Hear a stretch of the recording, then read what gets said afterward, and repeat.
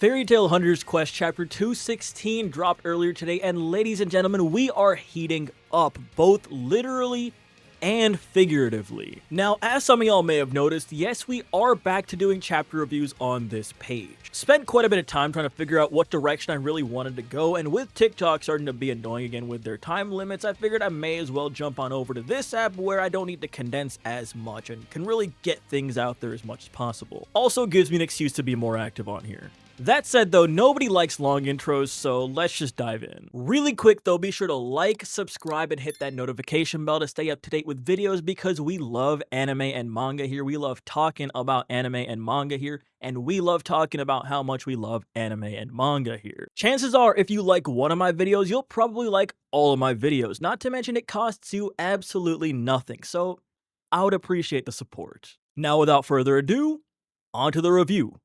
Bars. So we got chapter 216 titled Verdure, and look at Natsu and Fortune on the cover of that fist bumping, bro. That is so tough. You know, in a different life, Fortune was totally Natsu's ex-seed, but obviously we cannot replace Happy here. Either way though, we start off where the last chapter left us with Natsu and Fortune flying towards the sun that Ignia has currently encased himself in, with Happy staring on in envy, jealousy. Poor guy. And I love this piece of dialogue here where Natsu says, "Is this what people mean when they say that fire's hot?" Because I know somebody a while back calculated Natsu's flames to be around 200 million degrees, and this was around Alvarez compared to Wall's plasma. Now, whether or not you agree with the accuracy of that exact scaling, the bottom line is Natsu's flames are very hot, and he has resistance to them. However, this panel is essentially implying to us that Natsu feels the same level of heat emanating from Ignia's fire that a normal person without flame resistance would feel emanating from regular fire. That is nuts. Matter of fact, Fortune's body, which is literally made out of fire, clearly cannot withstand this and is beginning to crumble apart. However, she still adamantly insists on getting Natsu there in one piece, before we pan on over to Wendy and Carla standing next to Aldoron's core. We're once again reminded of Selene's mission for Wendy to spread her dragon-slaying enchantment across the land using Aldoron's core. However, Wendy is beginning to have some second doubts on her ability to spread her magic that far. While we're sitting over here doubting ourselves and contemplating life though, somebody is creeping up. And it is none other than Aldoron himself with a crazy jump scare. Wendy and Carla being very clearly surprised that he's even still alive. And like, if I was Wendy personally, I would have definitely been weary of some kind of incoming confrontation with Aldoron as soon as I stepped foot into his roots. But at the same time, given the way he got his butt kicked by both Natsu and Selene, and then proceeded to kind of essentially take himself out to jumpstart the modified universe Omega, I do think it's pretty reasonable for anybody to have expected him to just have died right there. Either way though, we are getting ready for a fight before Aldoron surprisingly tells them, "Wait, I have no desire to harm you." And I just love how Wendy's expression immediately flips, bro. This is hilarious. But Aldoron then tells her, "If you use my power, you should be able to enchant everyone through my core." Now, obviously, Carla is rightfully suspicious here, asking, why would you ally yourself with humans? You know, it's not like Mercphobia, who's always been pretty chill, or Selene, who switched up pretty early on.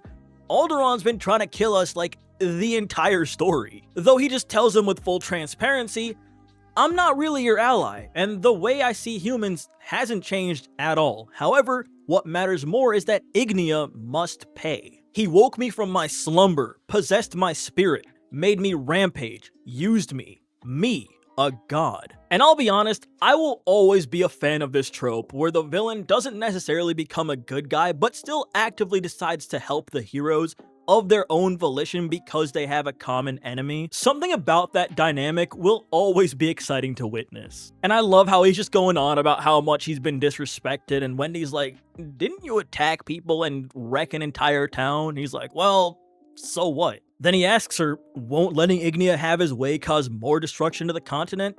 And he's kinda right. Obviously, Aldoron's body is already at its limit though, given what he's gone through, so he finally asks Wendy a last question.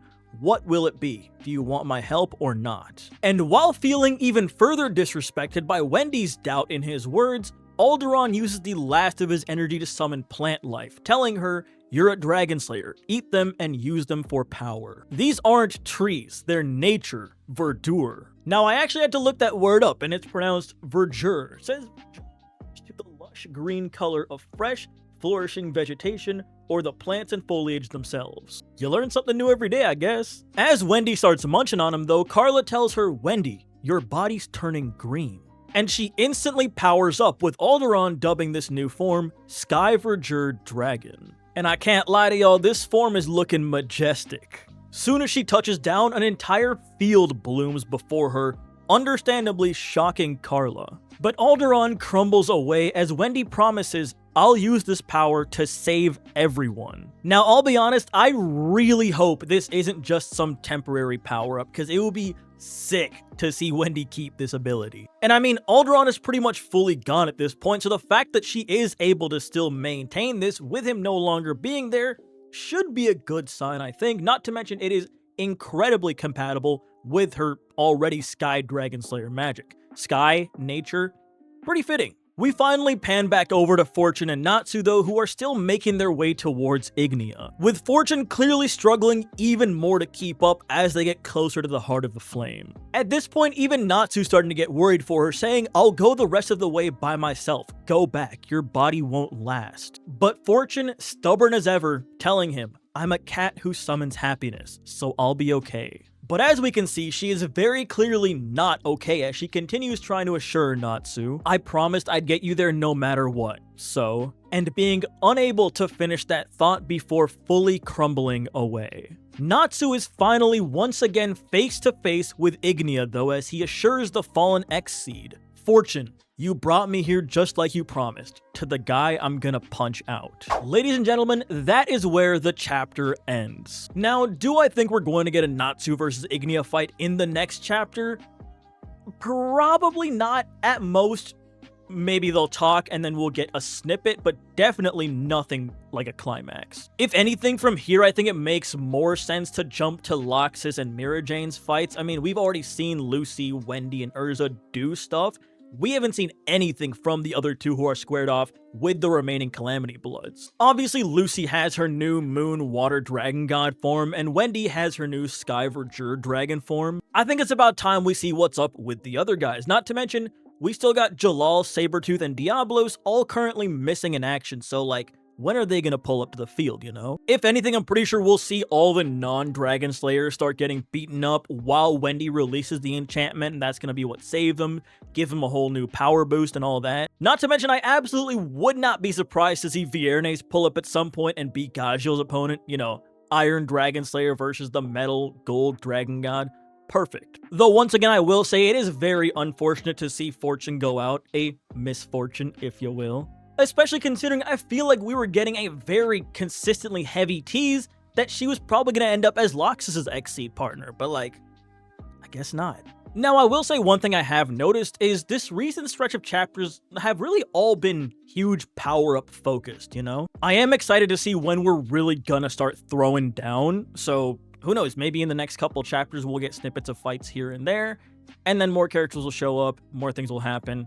We'll get in the meat and bones. It's been looking good though, but let me know what y'all think down below, as well as if you have any theories as to what could be coming afterwards. And while you're down there, be sure to like, subscribe, and hit that notification bell to stay up to date, because we love anime and manga here. We love talking about anime and manga here, and we love talking about how much we love anime and manga here. At the end of the day, it's all peak, but I gotta go touch some grass real quick for the day, so I hope y'all have a blessed morning, evening, afternoon, night, wherever you are at. I don't discriminate on time zones, but I will catch you in the next video.